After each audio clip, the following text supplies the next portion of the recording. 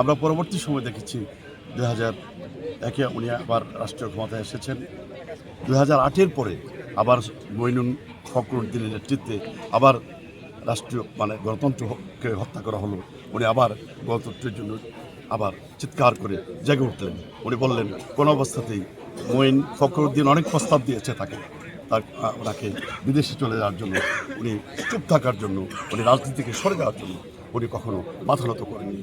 উনি বলেছেন গণতন্ত্র পুনরুদ্ধারের জন্য আমার সারা জীবন সংগ্রাম করতে হলো, আমার জীবন দিতে হলো, আমি জীবন দিয়ে যাব। এই জন্য আমরা দেখেছি সেই সময় ফখরুদ্দিন মঈনুদ্দিনের বিরুদ্ধে উনি আন্দোলন করেছেন, আমাদেরকে উজ্জীবিত করেছেন, গণতন্ত্রের পক্ষে কথা বলার জন্য আন্দোলন লড়াই সংগ্রাম করে গেছেন। পরবর্তী সময় হাসিনা, ফ্যাসিস্ট হাসিনা রাষ্ট্রীয় ক্ষমতায় আসলো, এসে যে অবস্থা, যে প্রত্যেকটি বিচার বিভাগ থেকে শুরু করে সমস্ত প্রতিষ্ঠানগুলোকে ধ্বংস করে দিল।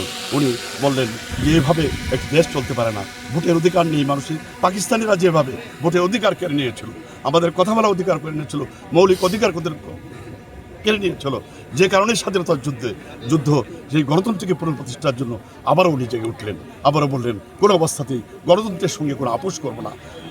ওনাকে অনেক প্রস্তাব দেওয়া হয়েছে দুই সন্তানকে নিয়ে দেশের বাইরে চলে যাওয়ার জন্য। উনি বলছেন আমার দেশে আমার ঠিকানা, বিদেশে আমার কোনো ঠিকানা নেই। খালেদা জিয়ার মৃত্যু বিএনপির রাজনীতি এবং আগামী নির্বাচনে কোনো প্রভাব পড়বে কিনা? আমরা মনে করি যে হ্যাঁ, প্রভাব তো অবশ্যই পড়বে। আমাদের নেত্রী যদি আজকে বেঁচে থাকতেন, এই অন্তত আটটি জনসভায়, বিভাগীয় জনসভায় উনি হাত তুলে যদি উনি বলতে পারতেন, তাহলে মানুষ আরও বেশি যে পরিমাণ আমাদের ভোট পাওয়ার কথা হচ্ছে, আরও হয়তো বেশি ভোটে বিএনপি জয়ী হতো। এই যে এই শূন্যতা অবশ্যই যে আমাদেরকে যে শিক্ষা উনি দিয়ে গেছেন, যে অন্যায়ের বিরুদ্ধে গণতন্ত্রের পক্ষে তোমাদেরকে লড়াই করতে হবে, কখনো মাথা নত করবে না।